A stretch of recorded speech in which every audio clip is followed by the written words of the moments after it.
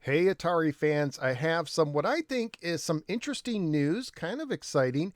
An Atari 400 Mini is coming. This is an article from IGN. So it says Play On and Retro Games Ltd. have announced the 119 or $120 basically 400 Mini, scaled down recreation of the Atari 8-bit computer. The 400 first came out in 79. It's due March 28th, 2024. 25 Atari games pre-installed.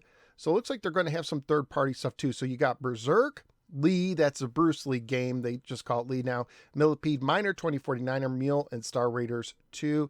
You could save and resume your games and rewind them at any time. Here's some pictures of the Mini itself. And this thing looks really cool if you are a fan of the Atari 8-bit line of computer. You can see a little bit of the back there. This is a very mini machine. By the way, this keyboard, I don't expect it to work. The side buttons might, but the keyboard itself, I doubt it's going to work because typically with minis that doesn't happen. I did read somewhere you can put in a keyboard, a USB keyboard using the jacks here. Says it's coming with an updated CX40 joystick, dubbed the CX Stick, which features an additional 7 function buttons. So I wonder if one of those, if maybe, and they might just use the joystick. Maybe none of those keyboard buttons work that I showed you. They didn't say, but maybe the joystick will have side buttons or something where you can like reset or select option or even bring up a keyboard on screen. Let's see. Here's some of the features. We got half-size version.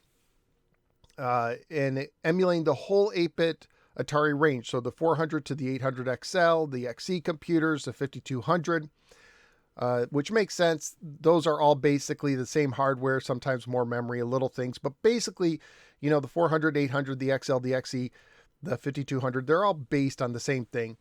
So you get the joystick, the ability for players to sideload their own games via USB, with support for cartridge, disc, and cassettes, HD TV output to HDMI, 50 to 60 hertz compatibility, so depending PAL or NTSC. The 5 USB ports, so the 4 in the front, the 1 in the back. Look and feel of the 79 400. So yeah, it looks like it with the membrane keyboard, and you can also get the joystick separately for $30. The 400 Mini will be available at Atari.com and Amazon. And let's look at now the announcement trailer. This is from Retro Games, the 400 Mini announcement Europe. So let's look at this. I want to go in at it a little bit in slow motion. So I dig the old ad.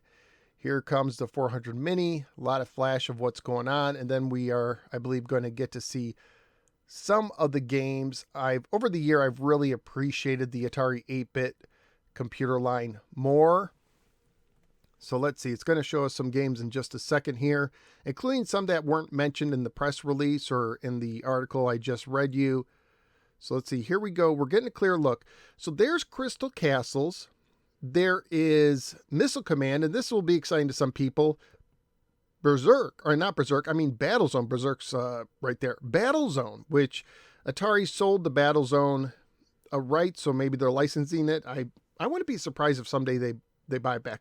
I don't recognize this game. Looks like a driving game. Let me know in the comments below if you recognize it. And this looks like Boulder Dash, I want to say. And this is Mule. I don't know if this is Bruce Lee or a different game. This is Airball. And that might be Miner 2049er. Again, if I'm getting anything wrong, let me know in the comments. So there's Millipede. This is Mule. There's the Bruce Lee game, just called Lee. It's actually kind of a fun game. I played the C64 version. Wonder if Berserk will have the voice. There's Miner 2049er. Star Raiders 2, I believe. Airball. And we saw some of those other ones. Let's go back. So there's Airball. There's what I believe is Boulder Dash. Saw Battlezone and Crystal Castles. And you could see all the kind of features there. Sideload your own games. Overall, I think it's cool. The price might seem a little high to some. Play On, I believe they did the Atari 2600 Plus, which was meant mostly, I like this, game files must be legally obtained. Honestly, I know I might be in the minority, but if they were to make a USB drive with like 100 officially licensed games, I would probably, if I had this, I would probably buy it. If it was something like $30, I would do something like that. So it'll be interesting to see how this comes across, how the sales do, because the Atari 8-bit line, it doesn't have the nostalgia factor for the wider public like the Atari 2600 does, but there's a lot of people who really do love the Atari 8-bit line of computers. So I'll probably get one of these. I dig this. I dig the Atari 8-bit computers now. In modern times, I've learned to really appreciate them. I have an 800 XL.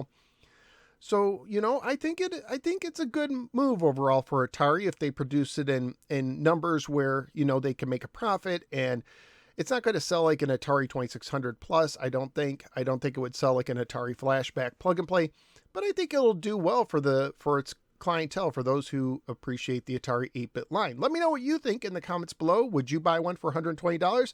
And I will see you next time on the next No Swear Gamer video.